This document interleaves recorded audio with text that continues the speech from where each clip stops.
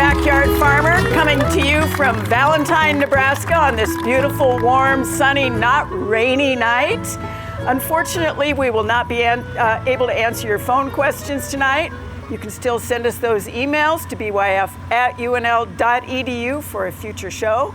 As always, please give us as much information as you can, including where you're from. We'd love to hear where you're from all over the state. And as always, we start with samples this year. Dennis, your sample is there it goes. My sample is the American bald eagle. We've been seeing more and more of those around, and right now they're making a great comeback. They were almost extinct, and just last night I was in Lake Ogallala teaching. I looked up and there was 2 American bald eagles flapping each other, trying to grab each other's claws in a mating dance. Amazing. And just last week at Midway, Kim saw a pair with fledglings. 3 fledglings? 2 fledglings. Yeah. So American bald eagles are making a comeback because America's making a comeback, and you'll see them. Just keep looking for them.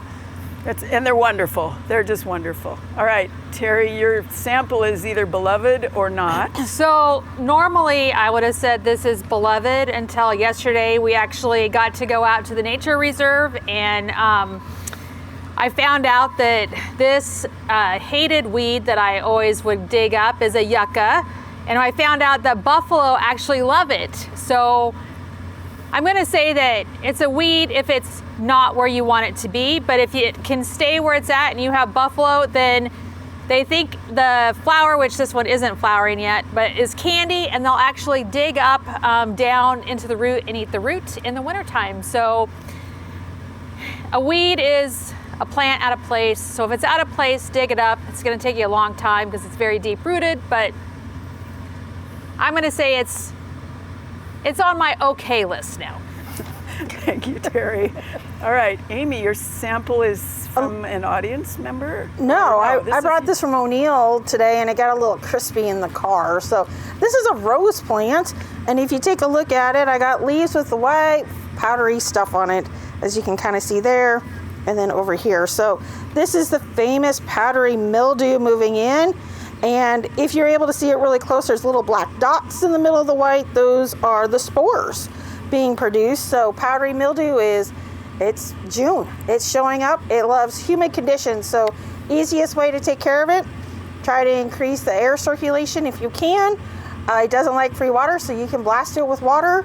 Otherwise, just come to enjoy it. It will cause some premature defoliation, but it never kills a plant. All right, excellent. And Elizabeth, you have a native one. We have a native and a fun one. Now, driving up here, it was like hard to stay focused on the road with all the native plants and the roadside ditches and everything like that. But this is a really cool perennial called Globe Mallow. The fun thing about this one is it's fairly short. We're talking like 4 to 12 inches tall-ish, maybe like a 12-inch spread, but it spreads by rhizomes and it forms colonies, and it produces these really pretty, like tangerine colored flowers. Now the downside is it's not readily available in the nursery industry, but you know, if you have a pasture and you happen to have some, I bet you could get it to transplant fairly well and have some interesting plants that are native. And it does not like the clay soils of the East because we've tried it. So, all right, great job all. We have a round of questions. Dennis, we start with you. This comes to us from Dakota Dunes in South Dakota. Moles plus ants, and they did grub control. So they've had moles, they've had ants. They wonder if the moles are after the ants or what's with the grubs. Okay, so yes, the moles are after the ants. The moles, 70% of an eastern mole's diet is earthworms, not grubs. Okay, most of the rest of their diet is ants. Grubs, they hardly eat any grubs. So they just tell you that so you do grub control. So to get rid of the moles, you can get rid of ants and you can get rid of the earthworms, which getting rid of earthworms is not always the best way.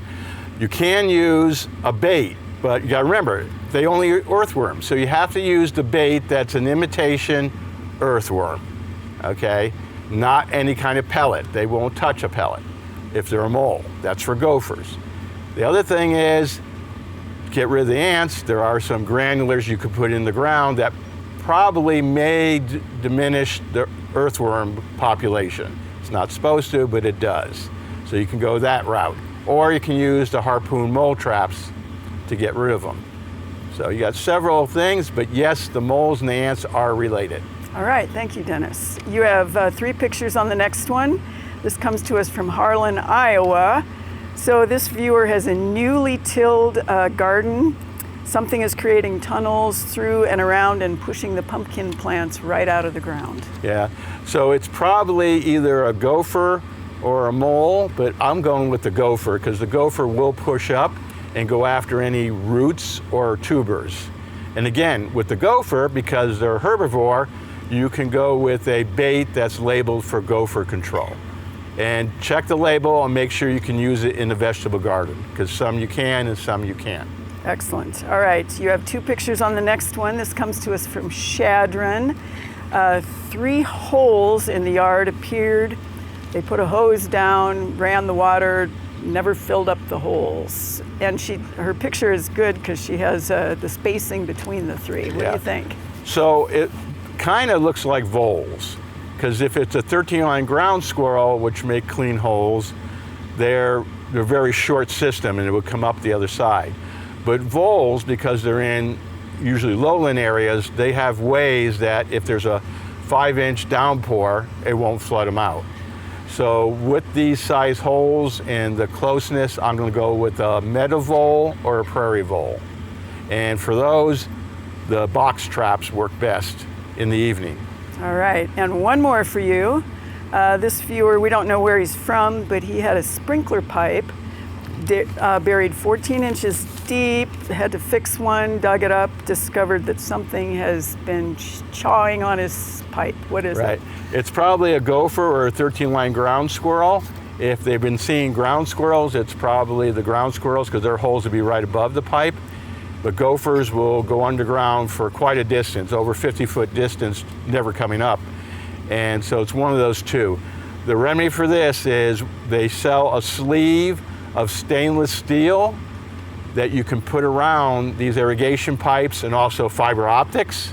So these animals can't chew that. And they're just a sleeve. You put the water pipes in and the fiber optics to stop anything from chewing them. All right. Terri, only 1 picture for you on this first one. This is 1 mile south of Ogallala, and they want to know what this cute little clump of unwanted grass is. It came up in their buffalo grass that was planted last season. Yeah, so we looked at it and it's a little hard to tell because we kind of have to see like where those leaves and stuff kind of attach to the stem and all that, but I think it might be a brome that you've been mowing off. We've actually seen a lot of grasses kind of go to head a lot more often this year. So I think that's what it is. If you can just kind of dig it up, that would probably be best. Don't let the seed actually get ripe and seed itself about. So try to get that out as best you can, as soon as you can. All right, you have 3 pictures on the next one. Terri, this comes to us from Lincoln. She calls her lawn a Heinz 57 lawn, and she overseeded. Then she has this little sprouts of what she's calling grass coming up. Doesn't look like fescue. What is this, and how did it get there? So I think it is a fescue, but I think it's one of the kind of broadleaf, kind of more prairie type fescues there. Again, it's going to be kind of hard to control. Try to get the rest of your lawn that you've planted in up and growing. Do really nice management of it.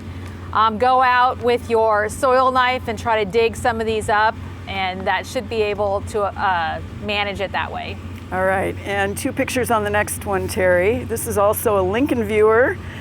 She has Canada anemone, which she likes. It has spread nicely under old pines. She had an old tree cut down that had poison ivy all the way up to the top, and now she's got poison ivy all over in her Canada anemone, and she wants the anemone and not the poison ivy. Yeah, so this one's gonna take you a little while. Basically what I'm gonna tell you to do is probably cut back everything so you can actually get down to the base of the poison ivy.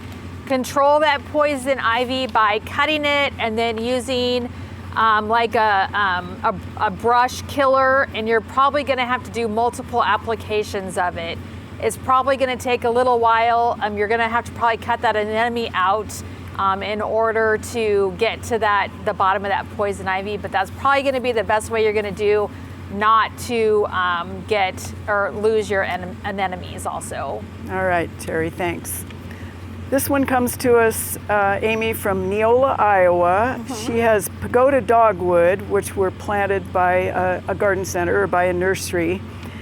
And they kind of looked really tough right after planting. The 3 pictures show the tree, then they show the stem and some of the foliage. They wonder what is going on here. They were planted May 13th. So when you look at the foliage here, it's all the older foliage. And the viewer stated that it came from a greenhouse or a supplier from Nebraska. To me, it looks like maybe some environmental injury, maybe some frost tip, nipping that's going on. But if you look at the new foliage coming out, it looks nice and healthy. So just make sure you're watering those new plantings really well. And just baby them a little bit this year, and I think you're going to be just fine. All right, you have one picture on this one, Amy. This comes to us from near Denton. And newly planted pear tree, looks like an ornamental pear tree. And what are the spots? This is our wonderful pear rust. Just like cedar apple rust, we have pear rust, and this comes from the cedars and junipers over to the pears when the leaves are just starting to emerge. Now, the disease can move to the fruit. Typically, we don't see a lot of damage, but at this point in time, it is too late to do any type of treatment. If you're seeing some major pear rust, we're going to be making those fungicide applications at the beginning of the spring when we are just starting to bud out to protect those leaves, because we're never going to get rid of all the junipers and cedar species that we have in Nebraska, so we're always going to have that secondary host present. All right, and one more, Amy. This comes to us from Underwood, Iowa. This is a viewer who wonders whether these, this is 3 pictures. This is Ceresco. And this is a peach that he planted, and then he's seeing this leakage come out of the branch at the bottom of the center there. The blister, he's calling it, broke, and he's got this gummy gooey gummosis on the base, and he's wondering, will this tree recover, or should he go ahead and prune that branch out? What should happen here? So this is gummosis. It's hard to tell if it's caused from a bacterial infection or just overall stress of the plant. But since it's only on one stem, I did ask Elizabeth to take a look at it with the shape of it to go ahead and just prune that you should have another piece should be able to take over as that leader for you. So I would just prune it out and make sure you disinfect your pruners afterwards, just in case it is a bacterial disease that's going on in that tree. All right, Amy, and now we come to the one from Underwood. This is a viewer who wants to know whether this mushroom is a shaggy mane. He said he had quite a few of them, and many of them were already blacked out. To me, it looks like a shaggy mane. There are a few lookalikes, but the way it looks, I would say it is. The only way I could really tell a difference is if I could see the stem, which I couldn't see. If it's shaggy mane, those stems are going to be hollow when you split them open. So that's another way to take a look at them. So really, really neat find to be able to have in your landscape. And don't eat it. And don't eat it, but it's just a really neat find. Okay. All right, Elizabeth, you have 3 pictures from Holt County. And we have an issue with trying to grow a ground cover in a very windy, very terrible soil. She's tried all sorts of things. She wants to know what we would recommend for trying to keep that soil in place. Traditional wood mulch ends up probably in North Dakota. So what do we recommend? So there's lots of different options. If we wanted a growing or living mulch, we could take a look at some of the like sedums or possibly like a purple poppy mallow, because those are both tough and hardy. I like sedums because they root down at the node and they'll create like a carpet. But usually I don't like to recommend river rock, but that is an option because it won't blow away. Just make sure that we leave like a buffer area around those plants so that way it doesn't keep it too hot. Another option maybe to try would be some of those mulch glues. put down that wood mulch, apply that mulch glue, see if that helps to seal that wood mulch together. Now, it's not a long-term fix, but it is a way if you were looking at using more of those organic mulches to try to go ahead and use those. All right, thank you. You have 2 pictures on the next one, Elizabeth. This comes to us from Omaha. She used to be able to mow this hill, and then a cable company came through. A lot of erosion from the rains, and she's wondering what she can do to fill and to hold that soil so she can replant. So this is going to be one of those, like we're going to want to fill that hole. We're going to want to put something on there that's going to want to grow. If they want to put grass back in, this would be a good opportunity to use something like the hydro seed, or possibly use some of those like straw mulch mats to help hold that in place. Otherwise, I think it would be a great opportunity to try some different ground covers. Depending on the sunlight that it's there, then you wouldn't have to mow that little bit of that patch in that area. So lots of options. All right, Elizabeth, you have 2 pictures on the next one. This comes to us from Elkhorn. She planted 2 aspens 5 years ago. One of them, the trunk is beginning to look pretty decayed at the base. She's wondering, is there anything they can do to save this tree? So unfortunately, there's nothing that we're going to recommend. Sometimes when we get a canker or there's damage to the trunk of the tree, if it's more than 1/3 of the overall trunk, that tree's going to have a hard time coming back and sealing over those wounds. It looks like this wound is going to be right around that 1/3, but we want to leave that wound open to the environment. We don't want to seal it or paint it or tar it in any way, and we're just going to wait. If the tree is in overall good health, it's going to seal over that wound and able to move those water and nutrients on that side. If the wound's too big, we're going to see the side with the wound kind of struggle, leaves smaller than normal, dropping leaves earlier than normal, showing some signs of stress on that side where that wound is located. All right, and one quick one here, and this comes to us from Columbus, Elizabeth. He wants this rose bush to bush out instead of throw that one giant cane. What should he do? My guess is that rose possibly reverted. So you could be looking at the straight species with that wild hair in the background. So I'd go ahead and prune out those wild hairs, make sure that you have the rose bush that you originally planted, and it should kind of bush out for you. Excellent. All right, thank you very much. Well, Noah Young is a first-generation farmer from Kennesaw. You might know him better from his wonderful million hits of his educational, funny farming processes, but we have a great video to share with you.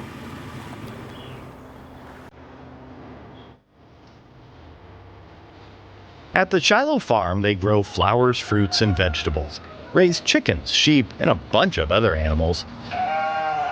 But none of this pays the bills for Noah Young and family. This is the moneymaker. Here's 5 things that should never be planted together. Cauliflower and cucumbers are both heavy feeders, so if you plant them together, they're going to be fighting over nutrients like 2 toddlers over a juice box. So by planting them together, you're basically creating a fungal free-for-all. Millions of people follow the Shiloh farm on social media for funny educational videos about Noah's farming journey. Little bite. It's like our family tradition. First strawberry of the year, we always share it. Otherwise, we fight over it. This started in 2020 when Noah and his wife Sierra decided to turn their small 5-acre hobby farm into the foundation for what you might call a marketing business. Just like companies are willing to spend millions of dollars on a Super Bowl commercial to reach millions of eyes, they can do the same thing by coming to an influencer like myself who reaches millions of people every month, and we get paid by brands and companies to create advertising products for them. What state are y'all from? Kentucky. What is your #1 ag commodity? Soybeans. We sold $1.4 billion worth of soybeans last year. Noah also gets paid to be an influencer at events, plus gets income from the platforms he posts on, depending on the amount of traffic for each video. There's drama in the garden? Oh yeah. This video about things not to plant together, 778,000 views on TikTok and 438,000 on YouTube in just a week. You ever wonder how 23 million people saw a video he posted a while ago about seedless watermelons. And this odd set of chromosomes will result in the fruit being sterile and not producing any seed. Perfect. And cut. Somebody will stop me at a grocery store and they'll be like, oh my gosh, I love your videos. Oh yeah, there's drama. Yeah, it's kind of awkward sometimes when people are like, oh, you guys are big shots, where really this is just everyday life for us. Ooh, looks great. For Noah, Sierra, and their 4 kids, who are also very involved in the operation. What do you think of your dad's videos? I like them. I like them. The roots are all soggy and the plant's like, I don't know how to swim. Is he silly sometimes? Yeah. It's a business making choices about what to raise based on what's good for content creation. Yep, go ahead and put it in. But they also consume and sell their product. Just as important, it allows the young family to spend time and create something together, including content Noah hopes is a positive thing for the millions who follow his adventures. I want them to feel upbeat and feel like it was worth their time to watch my video and that they actually walked away from that either laughing, feeling better, or learning something. You know, it's really interesting to hear that unique story about that gardening and the homesteading, and also a lot of fun. Looks like a lot of fun as well. All right, speaking of fun, let us go to our next round of questions. Your first one is 2 pictures, Dennis. This comes to us from Lincoln. This is a viewer who has a compost pile digger, and the holes are uniformly spaced at ground level. The same thing happened last year. They thought it was wasps or bees, no insects. Any ideas? Yeah, I think it's voles, and they're helping you by aerating your compost. They may ask for a little money down the line as far as seed, but just let them do it. They're not hurting a thing, and they're just help aerating your compost. All right. 2 pictures on the next one. This comes to us from Omaha, Dennis. She had drain tile in the retaining wall. They put a piece in it to keep the critters out, and then they saw a small wascally wabbit go in there. And they're wondering, how do they get the rabbit out, and B, how do they keep the rabbits out?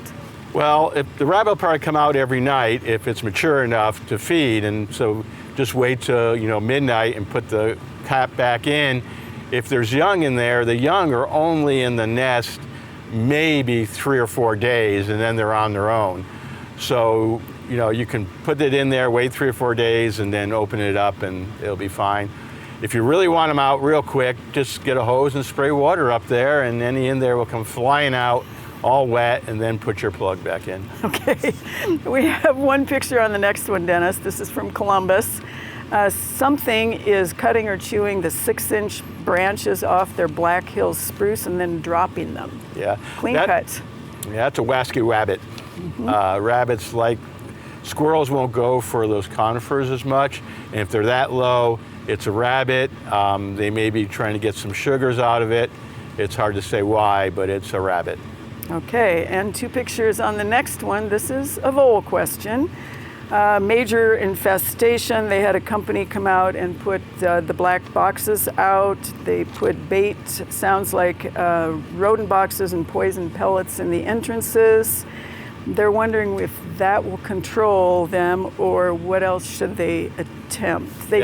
She doesn't want to use poisons because she's got other critters. Right, because if a dog or cat or eagle pick up that rodent, because there's no poison that kills them quicker than 5 days.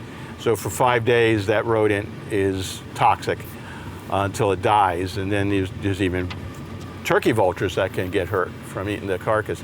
So I would go with the multi-catch boxes made by several different brands. You get them from the internet, and wind them up, put them out every night, and they'll hold up to 15 each one of these boxes. The other thing is voles are what we call a cyclic microtein rodent, which means they'll go from 25 animals per acre up to 250 per acre, and then crash back down on their own. So just wait, and they'll crash on their own. Okay. Or you can use those boxes, but I would stay away from, matter of fact, there's very, very few poisons that allow that, and so because of that, we call non-target. All right, and 1 more picture, and I think your answer is going to be the same. This is a Syracuse viewer. She just wants to know what's living in her crane's bill. It's voles. Yeah. Yep. It's voles. Okay. So you can just put the box by it. Okay. Terri, 2 pictures for you. This is a Waterloo, Nebraska viewer. She wants to know what this wicked weed is with the big thorns. Well, it is some kind of thistle. I'm not for sure which one it is, just because it's basically been cut back so much. If you could let it grow and let it kind of maybe even head out, then I'd be able to tell you a little bit better. But I would just go get your soil knife and just start digging it out. Make sure you're wearing some pretty hefty gloves when you do this, because those thorns are really gonna get into your fingers. So make sure that you're doing the gloves and the soil knife, and have a good time. Okay, 2 pictures on this one, Terry. This is a viewer who has a weed in her alley and she wonders what it is and how to kill it. This is a verbena or vervain. I would probably just leave it unless it's like really getting into stuff. It'll actually have a really nice, pretty flower. It'll hold the soil. So unless you really don't want it there at all, you can use a broadleaf herbicide. I would probably wait till fall to start, since we're really getting into the heat of the season now. So if you really want to get rid of it, use a broadleaf herbicide in the fall. Okay, 2 pictures on the next one, Terry. This comes to us from Ponca. She has a running weed taking over the garden beds and wonders what in the world it is. Seems to have an extensive root system. Yeah, well, if you would like to come to the Backyard Farmer Garden, I can show you this there too. But this is trumpet vine. It will have a very nice, hefty root system. The best thing I'm going to tell you to do is just start cutting it back and painting it again. Like I talked to you about the poison ivy earlier, using that brush killer. And it's going to take multiple applications and probably a couple years to get rid of it, because we're doing the same thing in the Backyard Farmer Garden. So yes, we are. We can work at it together. And 2 pictures on this one, Terry. This is a Bellevue viewer. She says this weed came in dirt she got out of an old barn in Brainerd. So what's this one? This is a honey locust. So they should be pretty easy to pull out while they're still that little. So just kind of go out there. You can use your soil knife if you'd like, or they should come out pretty easily, especially if you're irrigating or if after a rain. You can, if it's in your turf, just keep mowing them down and they should just go away on their own. All right. Amy, you have 3 pictures here. Mm-hmm. This is a viewer who has all native plants. This is our native aromatic aster. He's given us pictures in the fall because this is what has happened with this one. He doesn't water over much. It's full sun, well drained, and he's wondering what this is and is there anything he can do to prevent this from happening again? So it's some sort of fungal leaf spot. There are many fungal leaf spots that can affect aster, and I can't tell from the picture exactly which one it is. So when we look at management, you already say you don't water from overhead. This is a residue borne, so we need to clean out those beds really thoroughly in the fall. And you're always going to see those symptoms start at the bottom and work their way up the plant. And so if you really want to prevent it this year, as you start seeing those lower leaves starting to get infected, treating it with a basic fungicide is probably going to be your best option to slow down that disease until we're able to clean out those beds thoroughly next fall. All right, 1 picture on the next one from Pickrell. She wonders what's on her tomato plant. So this is nothing to worry about. It looks like it's trying to grow some extra roots on that stem of the tomato, which occurs when it's in really humid environments or close to that soil surface. So nothing to worry about. All right, and 3 on the next one, Amy. This is a Lincoln viewer. Very well cared for lawn. 3 years in a row has had these spots show up. It looks, they do have cats, raccoons, and foxes. They don't know if this is pea or is this rot in a spot. I kind of went back and forth on this one. I can't tell you for sure, but the one disease I was leaning towards, since it's so close to the sidewalk, is maybe summer patch, where it's getting a little warm and not getting enough moisture. So summer patch is going to affect those roots. So if you dig them up and take a look at those roots, and if they're really black and decay, there's a good chance it's summer patch. The best management for it is to overseed that area of bluegrass with some more tolerant or slightly more resistant bluegrass species in those areas. All right, and 1 more, Amy, and this is a Ceresco viewer who just said, gosh, this is a cool mushroom. What is it? This is a cool mushroom. This is dryad saddle. We find them on dead and decaying woods in our woods throughout Nebraska or forest area. It is one of the most common mushrooms we'll actually find in the state. Great. All right, Elizabeth, 1 picture on this one. This is a viewer who actually followed our advice and used something to keep the squirrels from chewing on his tree, but now he wants to know if he can save the tree and will it fill back in. So when it comes to evergreens, anytime we lose the ends that are green and it goes back to the parts that are brown, unfortunately it's not going to re-sprout new growth. So this viewer is probably going to have a bare spot in their tree. If they don't like the way that it looks, they could remove and replace, or we could just leave it alone and see what happens. All right, one picture on the next one, the head scratcher. This is bur oak leaves from Nebraska City.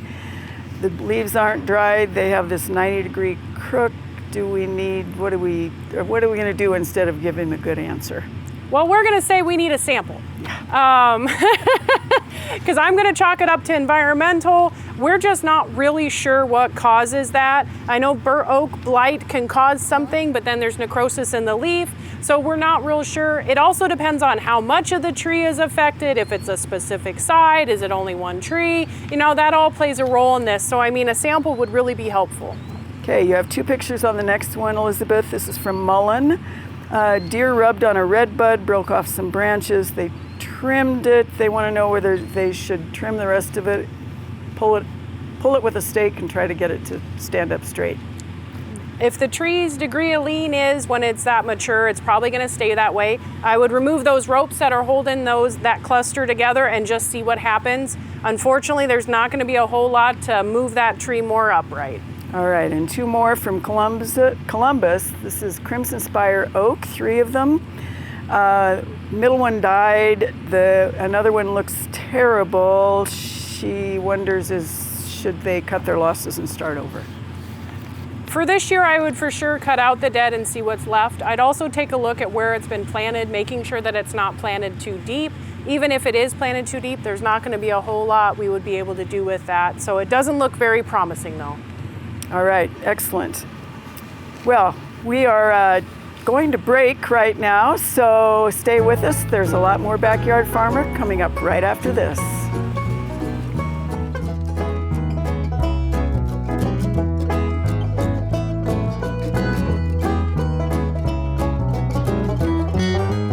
Coming up later in the show, we're going to hear from Scott about pruning paint. Do we or do we not? Remember, we can't take your calls tonight, but you can still send us those emails to byf@unl.edu. And right now, it is time for the Plants of the Week, Elizabeth. Yes, it is. So we have several very nice, very native plants of the week. The first one is going to be the shell leaf penstemon. It's blooming all over now. It's going to be May and June. It's going to be the bloom time. Starts at the bottom, works its way up, a really prolonged bloom time with that one.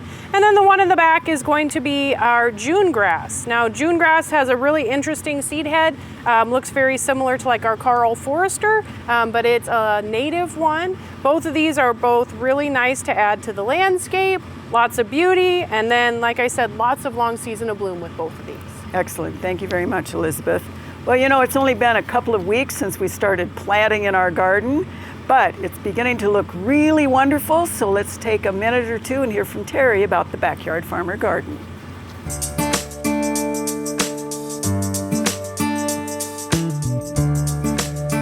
This week in the Backyard Farmer Garden, we're going to look at our summer containers. We've removed those pansies and violas that we had, and we have all of our summer heat-loving plants out there right now. One of the things I'm going to tell you is that you're going to make sure that when you are planting these, you want to kind of fill the container as much as you possibly can. You want to put a slow release fertilizer in there, and you want to start using kind of a foliar feed in July and August when it gets really hot. That'll really help keep those plants getting through. Don't forget to do the thriller, filler, and spiller to make your plants look fantastic. Also, if you plan correctly and you did it right, if you put a few grasses in there, those will actually carry you into the fall, and you can have some great fall containers also. So stop by the Backyard Farmer Garden this week and check out our containers. And we're really pleased to be off to another great start in the garden. We invite you to join us in Lincoln any old time. We're open 24/7, 365. So we have announcements of cool things in the gardening world. A couple of them. Saturday, June 14th is East Campus Discovery Days. This Saturday we'll be in the garden. We also have the Garden Club of Lincoln, great free tour. That one is also going on Saturday. So lots of fun things. All right, we have pictures coming up next, our next round of pictures. Let's see, Dennis, you have 2 for this first one. Okay. This comes to us from Papillion and Gretna. She has a raccoon she thinks that's destroying her birdhouse, and she's wondering what she can do to stop the raccoon, if it is a raccoon. Yeah, it looks like a raccoon. The amount of damage and the way the damage is done, and it'd definitely be something about the size of a raccoon, especially in that area.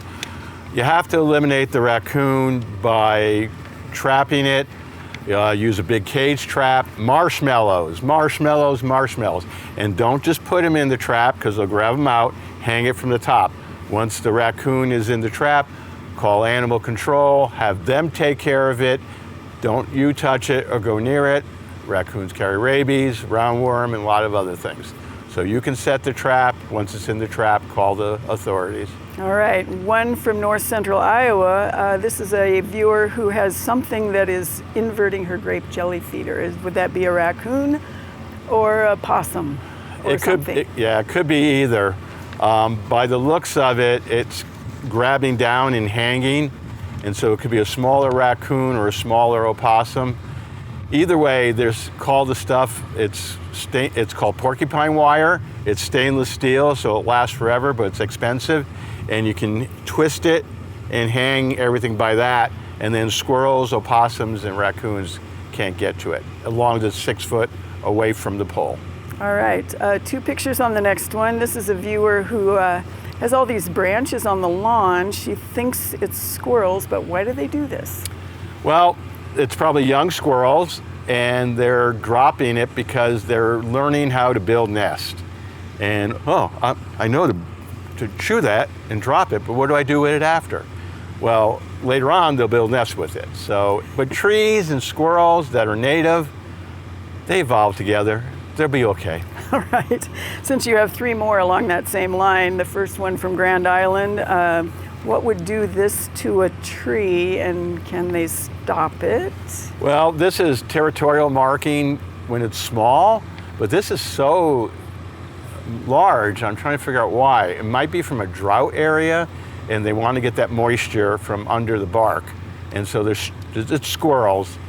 Best way to do that is to put vegetable oil and cayenne pepper all around there. It's not going to hurt the tree, it's not going to hurt the squirrel, but the squirrel will try once and it won't try again. And on that note then, you have one picture from Lincoln with a 20-year-old ginkgo, and same thing as... Yeah, that damage was done years ago, Yeah. and now it's killed that branch. And again, that's squirrels trying to get nutrients, probably in the winter, or moisture. Okay, and one from Hickman. So same question, is this squirrel damage or something different? No, it's also squirrel damage. Doggone squirrels anyway. Doggone trees in the way. Doggone trees in the way. Okay, on that note, Terri, you have 2 pictures here. This is an Omaha viewer who put down sod in April, watered, fertilized, used grub control. What should they do now? Oh, I'm sorry, but it looks like you're probably going to have to either start over or overseed in the fall. I'm not for sure why it looks the way it does. I'd have to actually have to pull the sod back so I could see kind of what it is. My guess is that it's probably too hard packed and it just wasn't rooting down very well. All right, 2 pictures on the next one, Terri. This is a Holdridge viewer. The neighbor does a lot of spraying to kill the weeds a couple times a year, and her turf is also dying from potential runoff. Any solutions? Well, I'd have to know for sure what chemicals they were doing. Some of them probably wouldn't be moving much in the soil once it's down, so we'd have to know for sure what they were spraying. Really what I would do is I would start at the top and start putting something there and planting, so you're holding that soil in in that space. So if it's dying all the way down, I don't know. It's not a very good picture. I would have to see a little bit better, especially how it's all at, but I would start at the top, try to get something established up top to hold that soil in place. All right, 2 pictures on the next one. This comes to us from north central Nebraska. Had a diseased poplar cut down, and now the suckers are coming up all over. They're wondering, should they try a root killer or just deal? This one's going to be a hard one too. I don't know if I'm going to assume that you probably tried to get rid of the whole stump with a stump grinding. So there could be some more of the root left that you didn't get out. Try to cut them back as much as possible. Get that mulch down to hold that moisture into that tree that you planted, and then start planting some turf around it if that's what you wanted to do. All right, and 2 from central Nebraska. They're saying this is in the ditches and in the turf. What is this?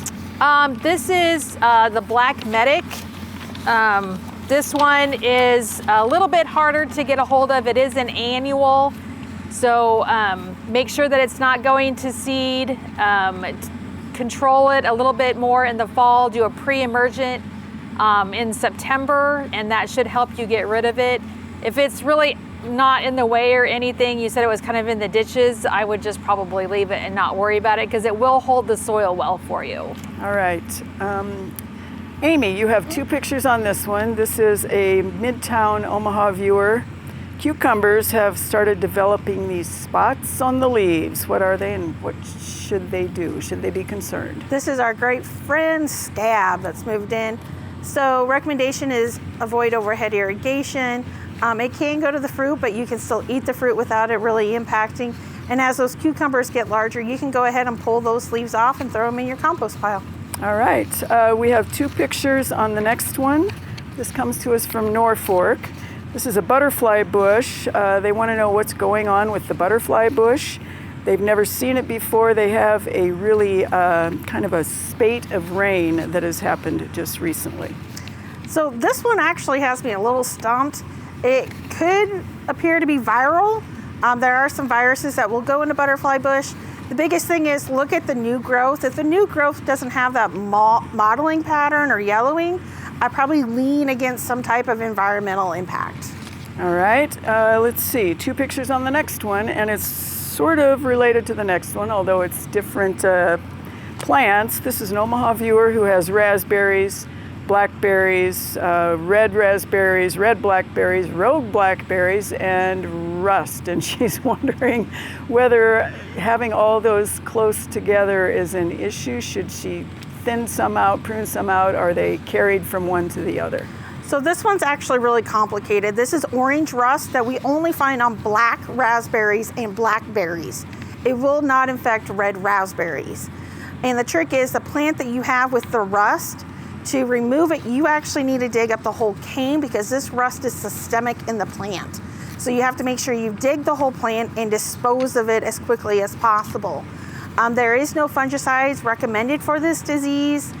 It will go back and forth. The biggest trick is in the spring when they're starting to come up. If you see any plants that are not as thrifty and a little more yellow, those are the plants you want to make sure you dig out every single year. All right, and one more, Amy. This is, can you identify these growths on the neighbor's shrubs? This is our wonderful friend ash rust. Mm-hmm. Nothing we can do at this point in time. It infected when the leaves were just starting to elongate. All right. Let's see, Elizabeth, 2 pictures. This comes to us from Alma, Nebraska. Brown appeared on these dwarf Alberta spruces on the south side, late winter, early spring. There appears to be some new growth on the tips.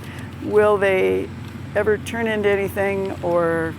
They're probably going to continue to have some brown spots. The only hope for new growth is at the ends of the branches. Dwarf Alberta spruce grows super slow.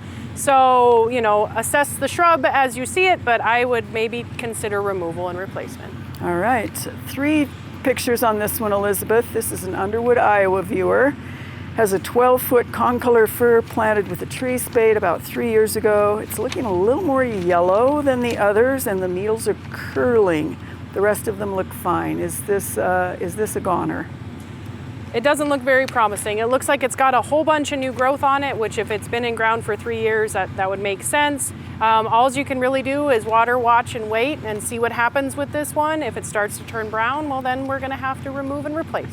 All right, 2 pictures on the next one. This is a Lincoln viewer who had a sugar maple, died off, they selected a shoot, they trimmed the rest, but now they want to know how to actually make this tree a little thriftier, healthier, make it fill back out again. You're going to need to cut the old stump down to that graft union as close as you possibly can. Just due to the narrow branching angle, you're going to need to remove the old one. And then it's just going to be a matter of time to see if you can get that thing to fill out. Like I said, that branch union is pretty weak, it's pretty narrow, so I can't guarantee it's going to make a good tree out of what's left. All right, and one more for you. Elizabeth, this comes to us from the Stone Creek area in Omaha. She has 4 ewes in the front of his home. They used to be healthy. One is browning and dying. They want to know if we have any idea about what, and he didn't send us any other pictures, so I don't know that we can tell much more. So when it comes to ewes, there's several different reasons why they might start to decline. One could just be age. If the older they get, the touchier they're going to get. Sometimes if they're overwatered, we'll also see some of this as well. So that's going to be a couple things to take a look at. Unfortunately, I don't think that ewe is going to make a recovery just due to the amount of brown that's in there. So they might need to consider removal. And then, I can't guarantee it's not going to continue throughout the remainders in front of the house. All right, thank you, Elizabeth. Well, we rarely recommend using any sort of a paint or a filler or a sealer over any sort of a pruning wound. There are some exceptions. Here's Scott Evans to tell us what those might be and why.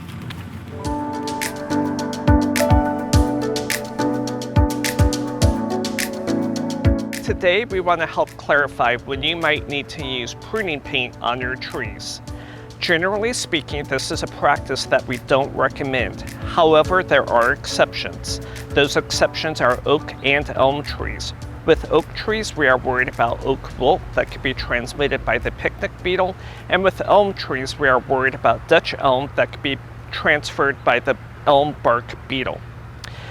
Ideally, it would be best to do tree work on these trees during winter or fall. However, we know that storm damage can happen at any time. If you are doing tree work during the growing season, we would recommend using pruning paint on oak and elm trees only. For the rest of their trees, we don't recommend anything. We just want to leave them be. We don't want to paint them with tar, paint, or even that expandofoam. But when it comes to oak and elm trees during the growing season, it would be best to use pruning paint to help protect those trees to keep them healthy. When it comes to pruning paint, we don't want to use it on our other trees because that can actually prevent the tree from sealing over and compartmentalizing. It can actually trap in some pathogens that can make the situation worse. So it's actually best to leave those cuts open to air to allow the tree to heal itself. And as Scott said, let that tree do the sealing and the healing, and for heaven's sakes, don't use concrete or great stuff. All right, Dennis, first picture for you is one of your favorites. This viewer wants to know any way to attract snakes to the neighborhood. Well, this is a brown snake that eats slugs, so you really want to track that. Just having good habitat, rocks, and don't have cats.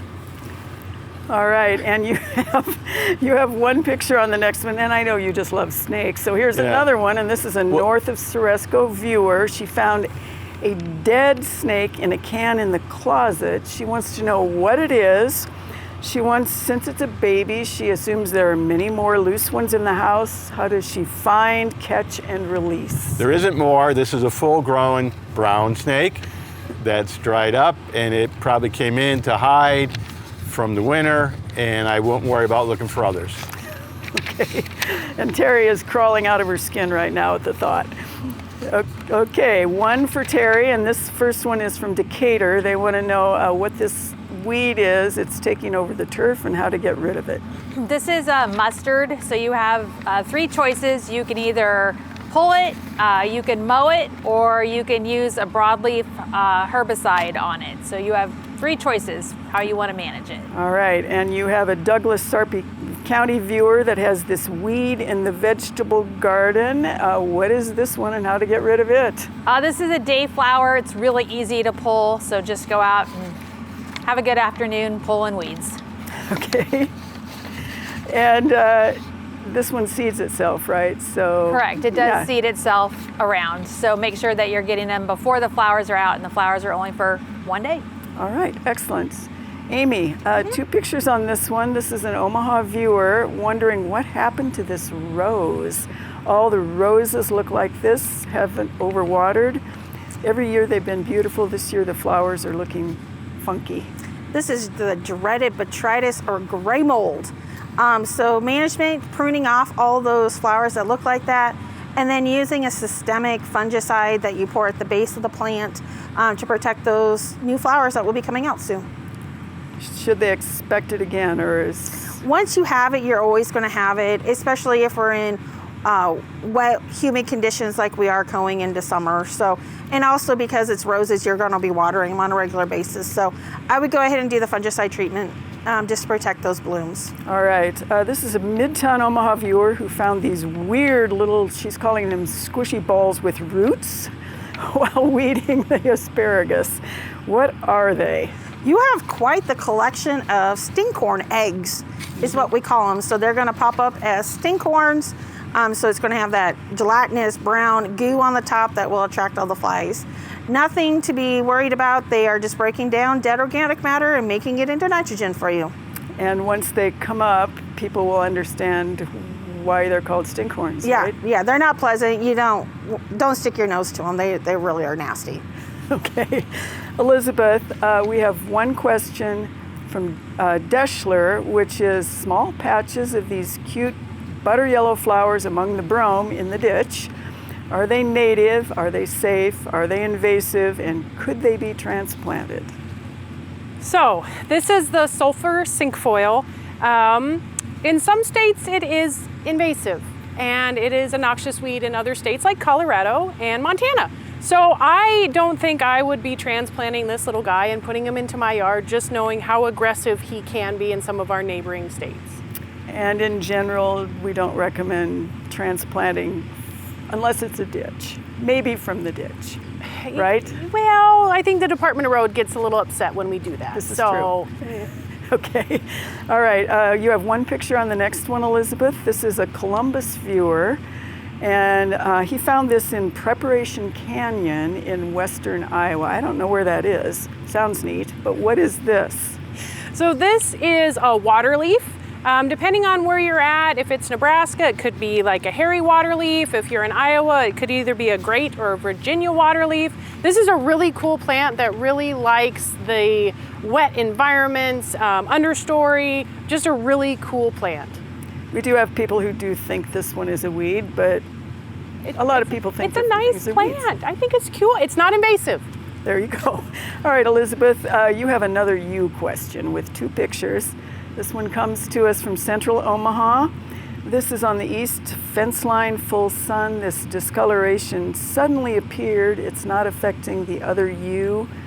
What gives on this one?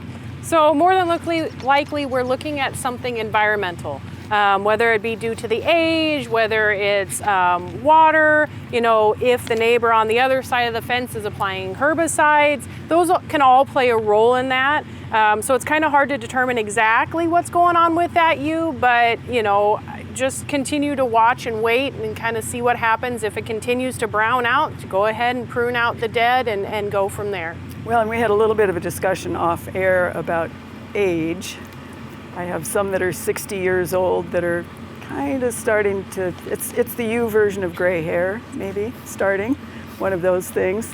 We also had a little bit of a discussion about herbicide against the fence, but couldn't really tell on that, so. Yeah, it's hard to narrow down, especially when we get some of these photos, but like I said, they have their useful lifespan, and when they reach it and they no longer want to live, they decide that they're done. And or you decide that they're done. One way or the other, if you just don't like the way they look. All right. Well, unfortunately, that is all the time we have for Backyard Farmer tonight as we come to you from beautiful Frederick Peak Golf Course in Valentine, Nebraska in the Sandhills. We want to say thank you so much to our audience for showing up. We love having you here. We want to say thank you to our panel for another great show. They shoot from the hip when they have to. We certainly want to say thank you to Nebraska Public Media, our partner, for coming out, doing all of this. Cherry Street Nursery provided the wonderful plants from Valentine, and the Middle Niobrara Natural Resources District gave you those chairs you're sitting on. So thanks, good night, good gardening, and we'll see you all next week right here on Backyard Farmer.